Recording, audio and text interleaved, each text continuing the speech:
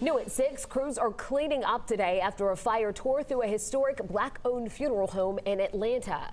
The Cox Brothers Funeral Home on Auburn Avenue played a huge role during the civil rights movement. Our very own Paulo Searle takes a look at the damage and the impact the business has had on the community.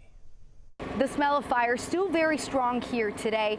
This is the back of the funeral home where most of the damage was done, and crews have been working around the clock to clean up what's left behind. From burned vehicles to the remnants of tombstones, this is the rubble left behind after a fire damaged the back and the roof of the historic Cox Brothers Funeral Home over the weekend.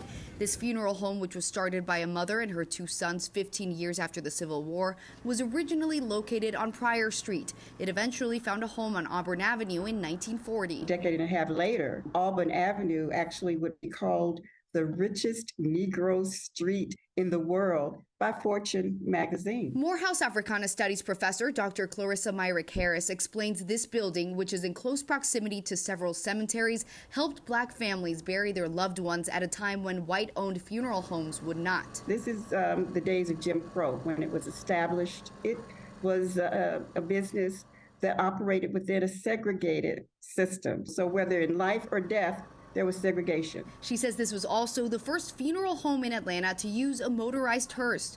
The Atlanta Fire Department says no injuries were reported in the fire, and the cause of it is still under investigation. Dr. Myrick Harris says while parts of the building are now gone, the role this funeral home played in the civil rights movement lives forever. You had Black funeral homes that were actually essential to the civil rights movement, whether for the victims of lynching or the burial of civil rights leaders. You found that businesses like funeral homes, like the Cox Brothers, contributed to these things. They have been essential over time for continuing the existence, wherewithal, and survival of the Black community. In Atlanta, Paula Searle, 11 Alive News.